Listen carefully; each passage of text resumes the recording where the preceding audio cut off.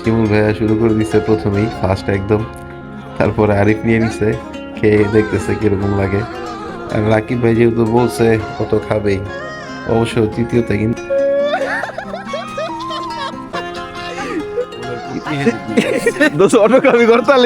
ওই যে ভুলের পুটকি খেতে ঘুরে দিছে। দুঃখিত দর্শক, আমি একটা কথা বলি, রস খাইতে আর রস বেড়ে গেছে। সবচেয়ে বেশি সুন্দর লাগতেছে হচ্ছে ভাই, এই দেখুন সূর্যটা যে উঠতেছে, মানে লাল হয়ে গেছে, খুবই সুন্দর লাগতেছে। আরিফের কাহিনী দেন না, কি রে দোস্ত, তোর জায়গায় যাচ্ছে কষ হয়ে গেছে, লিগে আমার করতেছস, কি করতেছস ভাই? সকাল সকাল হ্যাঁ নেহারি আর হচ্ছে রুটি অর্ডার করছিলাম। আসসালামু আলাইকুম জনগণ, কি অবস্থা সবার? আশা করি সবাই ভালো আছেন। Welcome to my another video. এখন বাজে ভোর 5:30টার মতো, আর আজকে আমরা যাচ্ছি বিরুলিয়া গোলাপগ্রামের দিকে, কারণ ওইখানে নাকি খেজুরের রস পাওয়া যায়। সো আমি, রাকিব, আরিফ আর শিমুল ভাই রওনা দিয়েছি এত সকালেই খেজুরের রস খাওয়ার জন্য। বন্ধু রাকিব বলল ওইখানকার রসটা নাকি খুবই ভালো। সো চলেন যাই, যেয়ে দেখি, যদি ভালো লাগে তাহলে খাবো, আর নয়তো নাই। তো আমরা দেখতে দেখতে বিরুলিয়া ব্রিজের এখানে চলে আসছি। এখন আমরা ডানে যাব, কিন্তু ভাই যে পরিমাণে বালু, আল্লাহ! ওই তিরি ভাই স্কিট করতেছে। হ্যাঁ স্কুটি সামনে দেখি রাকিব ওরা দাঁড়ায় রয়েছে আমাদের জন্য, ওর আগেই চলে আসছে। আমরা এখন বিরুলিয়া ব্রিজে উঠতেছি, কিন্তু ভাই এত অন্ধকার, চারপাশে অন্ধকারের জন্য কিচ্ছু দেখা যাইতেছে না ব্রিজের, মানে কি বলবো আর। তো আমরা গোলাপগ্রামের রাস্তায় চলে আসছি, একদমই অন্ধকারের ভোরবেলা, তো এখন মানুষজন খুবই কম, আলো স্বল্পতার কারণে কিছুই দেখতে পারছেন কিনা আমরা জানি না। এখন আমরা এদিক দিয়ে বামে চলে যাব গোলাপগ্রামের দিকে। তো চলেন আগাইতে থাকি। রাকিব তো আমার আগেই আছে, রাকিব ও আরিফ, ওরা দুইজন তো মানে হুন্ডাতে খুব জোরে টানতেছে, আর আমার তো হচ্ছে স্কুটি, এটাতে জোরে টানা যায় না খুব বেশি একটা, তবে চেষ্টা করতেছে আর কি যতটুকু সামঞ্জস্যতা রেখে একসাথে এগিয়ে যাওয়া যায়। আর রাস্তাগুলো একদমই ছোট ছোট, আর যা অন্ধকার ভাই, যেহেতু সকালবেলা বেরোছি আর স্কুটিতে লাইটটাও খুবই অল্প, দেখা যায় না, একদমই অন্ধকার। আর আমরা দেখতে দেখতে চলে আসছি গোলাপবাগান। এখানে রাকিব আগেই বাইকটা পার্কিং করে ফেললো, আর আসতে না আসতেই দেখলাম এক বড় ভাই রস নিয়ে দাঁড়ায় আছে। তো রাকিব একটু টেস্ট করে দেখতেছিল যে ঠিকঠাক আছে কিনা রসটা। অন্ধকারে দেখা যায় না। অনেক বাইকাররা দেখি যে আসতেছে, যদিও আমরা শুক্রবারের আগেই আসছি, আর শুক্রবার আসলে নাকি এখানে মানে সিরিয়াল পাওয়া যায় না রসের জন্য। কিন্তু যাই হোক, শিমুল ভাইয়া শুরু করে দিচ্ছে প্রথমেই ফার্স্ট একদম, তারপরে আরিফ নিয়ে নিছে, খেয়ে দেখতেছে কিরকম লাগে। আর রাকিব ভাই যেহেতু বলছে কত খাবেই, অবশ্য তৃতীয়তে কিন্তু দুঃখের বিষয় হচ্ছে আমি খাই নাই, আমার কাছে একটা বেশি ভালো লাগেনি, কেমন যেন লাগতেছিল। এর জন্য চিন্তা করলাম যেহেতু আসছি একটু গোলাপগ্রামের ভিতরে ঘুরে যাই। সো ভিতরের দিকে যাচ্ছিলাম, আর এদিকে গোলাপ টোলাপ ফুটে রয়েছে সকালবেলা, খুবই সুন্দর লাগতেছে অবশ্য দেখতে। যদিও আগে এগুলো একটু ফাঁকা টাকা ছিল, ভিতরে যাওয়া যেত আরো অন্যরকম ভাবে, কিন্তু এখন আবার বেড়া দিয়ে ফেলছে হাতের বাম পাশে যে ইয়াগুলাতে। কিন্তু একটা মজার বিষয় আমি দেখতে পাচ্ছি, চলেন সামনে গেলেই আপনারাও দেখতে পাবেন।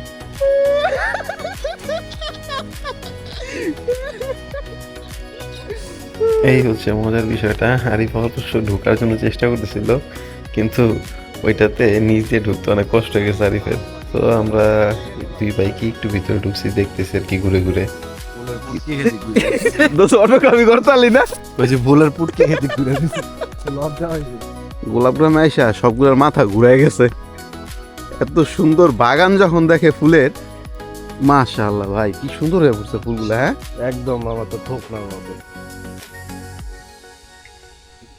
সকালবেলা কি সুন্দর হয়ে ফুটছে ফুলগুলা, মানে খুবই সুন্দর লাগতেছে দেখতে।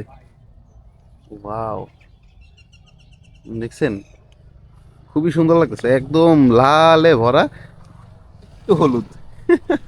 একটু ব্লু কালার ফুল হলে ভালো। হ্যাঁ আসলেই ভাই কোন আমি যে আছি ভালো লাগে না, সবগুলা ফটো ছুটে ব্যস্ত, আর পোলাপাইন তো খালি উড়া দুরা ঘুরতেছে। এই যে দেখেন না আরিফে আর এই যে শিমুলে ছবি উঠাইতেছে ওই পাশে। আইছিলাম সকালবেলা রস খাইতে, এত ভোরবেলা বেরোইছি, রস তো দূরের কথা, কি রস যে খামো, আর ভালো লাগলো না, এই কারণে একটু গোলাপগ্রাম দিয়ে ঘুরতেছি। দুঃখিত দর্শক, আমি একটা কথা বলি, রস খাইতে আর রস বেড়ে গেছে। আসলে রস বেরিয়েছে ভাই সকালবেলা, মানে কি কম, এত ভোরে উঠছি, সেই 5:30টার সময় রওনা দিছি, একদম নাক টাক দিয়ে সব ঝোলমুল পইরা অবস্থা খারাপ।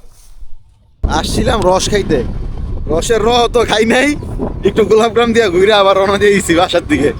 কি কমু আর, মানে ব্লগটা আজকে যে কি করছি কিছু কইতে পারিনি।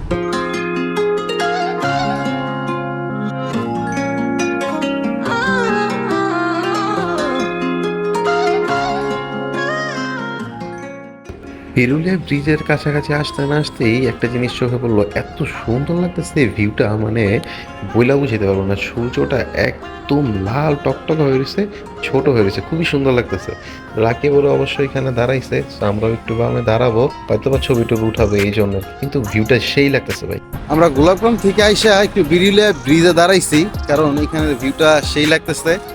এই যে আরিফ রাকিব ওরা ছবি উঠাইতেছে, সবচেয়ে বেশি সুন্দর লাগতেছে হচ্ছে ভাই এই দেখেন সূর্যটা যে উঠতেছে, মানে লাল হয়ে গেছে, খুবই সুন্দর লাগতেছে। একদম ছোট্ট দেখা যাইতেছে যদিও, কিন্তু খুবই সুন্দর লাগতেছে, বইলা বুঝাইতে পারবো না, আরাম লাগতেছে ভাই। অসাধারণ অসাধারণ ভিউ সকালবেলা।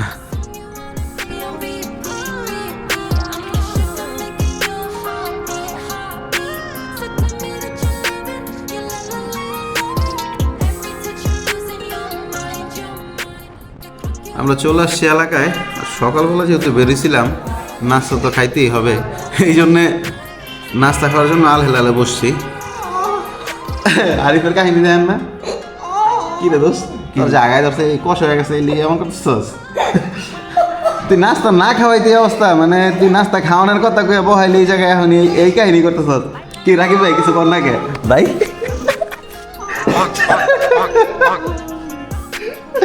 ওলা ভাই নিঃসব শেষ, আস্তে আস্তে ওই যা করতেছে কিছু দোষ কষ হয়ে গেছে গেছে বাইরে দোষ এই অবস্থা করতেছ, কি করতেছ ভাই?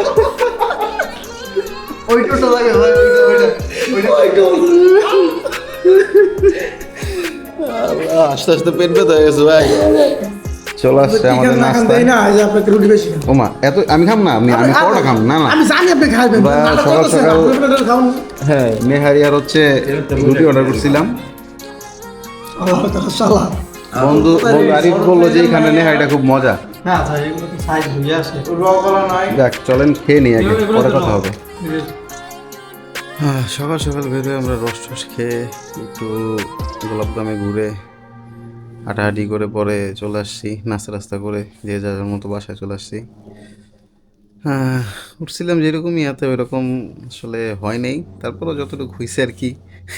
জানি না ভিডিওটা আজকে কেমন হয়েছে, অগোছাল হয়ে গেছে সব কিছু, তারপরও যতটুকু পারছি করছি। সবাই দোয়া করেন, আর ভালো লাগলে অবশ্যই লাইক কমেন্ট আর শেয়ার করেন। সো ভিডিওটা আজকে এই পর্যন্তই, দেখাবো অন্য কোনো ভিডিওতে। আল্লাহ হাফেজ।